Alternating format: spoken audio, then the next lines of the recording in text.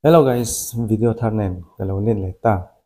Tudum kan video kan topic tu chu amasa video kan soi. Sam ro, sam kak, sam pheng te, sam bung te, khang tiền lâu chan khan eta video masa ha. Masa tudum bit chu en kol dan te neng chu en product nge kan manang shampoo le conditioner, hair mask te, hair serum te, leave-in cream, styling product, heat protection te. Intinya kan manang, intinya man dan. Tiba karon soy nga chun heat tools kan man khan engi man tu ti vel kha karon soy dona. Chun video hi sei do nek mai thea. Atop thleng in lo en la, deu in lo ngai thla la. Chuan ilok pui ngai ka bai se ni. Tunai lo tanang. Ama sabara chuan home care, retail product. Hipoi mo ta home care kan di chuan shampoo, conditioner, hair mask, hair serum, heat protection khang zong zong kha imang em engei man mo professional imang nge nia arem rem imang kha poi mo ta professional le unprofessional arem rem man le professional product man kha kongro su ta ni shampoo kan man hian kan lu lei har satna azir khan shampoo kan mang turani chuan hair mask te hair conditioner te kan mang ani pon kan sam conditioner zir khan kan mang zel turani chuan heng ho hi professional bi ga chuan ke mani lu lei har satna kan sam har satna zir khan product chi sang sang man tur kha omani entira repair te sami color ne chon color shampoo color hair mask color conditioner tiang chi te botox keratin ti pon sulfate free big botox tan big enkol nan ti te kham om ta sam pheng tan te sam ro tan te sam bung tan te kha professional an that na ni ta kha kan man thei chuan e ar sat na sang sang kha asuk yang don ani voi le khata a thanghal vek don lowa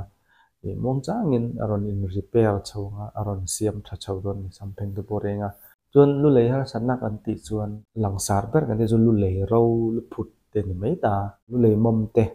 lu lei ro dry scalp kan ti te lu phut kan ti te khau kha ti fai har ta a fai mo ta rem rem man khan chu chu lu phut tan bi te ni lu lei ro tan te ni kha kha om ve to si lawa se professional a chuan lu lei a ro ani chuan amo lu phut te ni chuan deep cleansing shampoo imang thaya clarifying shampoo te hydrate shampoo te hau khai mang thei ani kha kha lu isuk don khan lu le rawa lu puti nei khan hydrate shampoo mo deep cleansing shampoo mo clarifying shampoo mo kha lu isuk khan minute nga tal atlem bera isu turani tui le ya lu isu thuak thuaka minute khat vele noi phuan rawa da hai tleu nga la khatiang han ti lo turani a fai do ni su nga minute nga tal in nuayang mo rei ve do hlek in nuayang lu phut la fai tur khan lu lei ro kha hydrate shampoo kha ho ti fai tha tur khan minute nga tal atleng bera shampoo khan lu isu turani shampoo lu isu minute nga tal atlem bera lu isu zo khan itleu zo khan conditioner le mask ani le ta conditioner man don chuan stlem sam tlem sam sin kan ti ang hawa imanga chu po isam conditioner zerin isam sina alo ro ni chuan hydrate conditioner imanga isam sina alo bung ni chuan repair conditioner imang bokanga sambucha sampui kalar na sa wang sam ro bok si sam blitz na sa wang sam ro bok si chuan sampui hrim hrim chu sam tam ta cha ta kha conditioner khan nge elawani khala khan hair mask khai manga chu po isam har sarna jeren color na sa jun highlight te balias te global te ilo ti ta a na se sam alo cha ta sampui no bok hair mask imanga chu chu color shave emo sulfate free mask emo chuan hydrate mask te ka ho khai mang thaya chu hei wela te Skoscova te L'Oreal la te om vek ta kha thlan tur isam lo ro em a isam color na sa boxia iblis na sa khanga khan arem rem man ka hei sampu pek te kan tiang chi Tresemme te Sunsilk Dolph kan tiang chi ho khan a nge lo lo tu kan personal ho an thana chu kha shampoo ate conditioner hair mask ate pH balance ka inject thi ani pH balance hai 4.54 te 5 ang chin ho ha samta na thai mem ta acidic lamani a kha inject klap ta professional chu an that na le ta chu kan samhar sang jin kan mang chuan tuin kan tlewanga tuin kan tlew zo khan towel dry anga chuan towel dry han hair serum mang le chiang sam huwa ni lovin sam nong la ro si lo han hair serum mang hair serum kha heavy mom tu kang chi oma mom vak lo light serum te om ta sam tlema han tlema serum light ve do hlek mom si lo hai mang thuang sam pui sam bu cha han heavy serum mom ang chi kha imang atam ta L'Oreal te Streak te Skoscov ate om ta lo wela te om ta chuan kha itirowang tiro nai nei ni chuan dryer te nei ni chuan itirowanga i hair serum hi man teu tu ne lawa drop ni khat drop thum vel isama tama isama chanjon drop thum vel to ve putin noi kharanga sama choi noya don kha i khui mam le vekanga suk zo khan towel rai zo khan seram manga chun iti rawanga ti ro nuwa khan mang le nge seram heat protection hi atha emema u ilo suzawa hair serum te lo noi zawa dry re mang don styling don ta dingan sam lo chem ro dona ta khan heat protection i kap telang heat protection le hair serum mang telang heat protection khan heat tools kan man na tur sam kan ti ro na dryer blow dry kan man na kha salutuk kha kan sam ka protect dona aveng dona ni chuan po na i chua huna han pollution bal rang kha protect aveng bokanga chuan ni salutuk kha kan samta na chethai poi thei kha heat protection khan aveng bok dona ni hair serum heat protection manga living cream te pom ta chuan living cream hi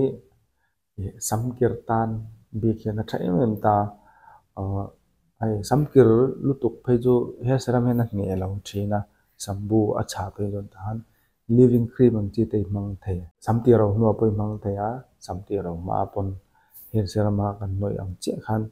i mang thei mo kan ni heat protection te hair serum te i man khan hai kan video ma sa kan soyang khan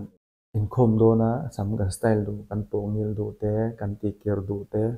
khao long jong i man don khan hair serum heat protection te kha i mang ni ngai tur ani than chu heat tools kan mang do na sal tuk kha protect tur khan hair serum mo heat protection te i man nge ngai ni sam ka ka kan lut lenga sam ka hi alo na chan ka chu kan soi to shampoo conditioner home care retail kan ti thami sam enkol na kan man shampoo conditioner hair mask heat protection te hair serum te khango kha iman lo khan le arem rem iman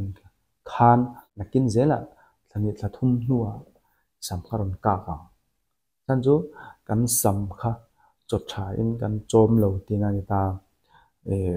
sambu tha kan mang lawa lulei har sarna jirin kan mang lawa kan sam har sarna jirin conditioner hair mask kan mang lawa hair serum te po kan mang lawa heat protection te po kan mang lawa arem rem kan man khan sam ka lo in siam da chen ni kha sam ka kha a om to chuan ti vak ngai na om lawa tan mai lo chuan sam ka kha kan tan thin do ren sam tan haircut kan ti hi kum khata professional a chuan veili tal ikatang mai chia bi ka omja chu thlathum dana han kat ta la kum khata chuan veili aron tlinganga chuan kha sam kak ronin siam zel tur kha ipai zel don tian ta ni amor kak kan pai zel angai proper doin chu e sam kak kan tan zel ang kum khala voi li her kat kati zia turan sampo ngil permanent straightening te sam color bleach na sat te khang palming samti kirte khang ho kha isam condition isa chiang turani khang ho treatment ti tur khan samiti kirdonin isam atha turani virgin hair sam thapa ngai ni turani ton permanent straightening iti don pon sam thapa ngai ani turani andinan sami color boka hi sam alo bung boka sam alo pheng boka sami lo color na seta highlight te balias te mo global te sami lo bleach lo color na sat khan palming ti lo tur sam permanent straightening po ti lo tur virgin hair sam thapa ngaya ani lo chuan color na sa sam ro sam pheng sam bum na sa permanent straightening ti chuan ati right phone mai thai anua aron ro vek don sam kha tharian kol that le lo chuan sam kha aron bunganga aron chianga aron por cheng aron rawanga kha har sat na thai ani chuan palming sam ker hi lar em ta Mizorama chuan khunga phaya Hyderabad Mumbai Delhi chuan ni palming hi ti tlem te nom to ni cái như chúng ta professional là chuan palming sam ti ker hi kam ti tok lawa an du sam inat war em awangin sam thapa nga ya iti ni pon nakina isam kharon chak don chuang lo sam lai kharon chak lo nga palming lotion hi a strong em sam ma ti che em ma chuan kha enkol that em ngai enkol that lo phei chuan sap khan tuar em mani isam ma thatur ani sam color na sa sam bung sam pheng ne ya han sam ti ker te sam permanent straightening te ti lo thaber ti du ni chun ha luin tho ni a ke ma chuan ti lo tha ka suggest lo ani chu chuan a to bera chuan lu lei kan scalp le kan sam ta na poimo em chu kan si sen lai kan ngai poimo to rani e kan si sen la kan ngai poimo anga kan eile in kan ngai poimo thatur ani andinan vegetable thlai na lampang eina sak athai me ma samta na thai me ma e vitamin ang chi te biotin te zinc iron iodine ang chi te ha tlak cham tum lo tur ania chuan stress ril ruha depression kan tiang chi te lo tur ania hang kan stress a kan depress kan ril ruha kan samin na tuare mem ta chuan kan ri sel na that lo khan kan lu le le kan sam in na tuare mem bokani kan se na kan ngai poi monga kan ele in kan ngai poi monga chuan vitamin ra kan in jom thabawanga kan sam tan atha em ma e thyroid kan tiang che at hian samatla du em ma stress na sat lu to pen samatla du boka samabung duwa kan ri sel na khapoi mo em mani kan lu le kan sam fai thal tur le kan sam nung thatorin hriat le tur chu sam kan style don re rengin e saluna ni mo ina ni mo sam kan pot ngil du ni chuan emo sam kan tikir du ni chuan e styling bi kan ya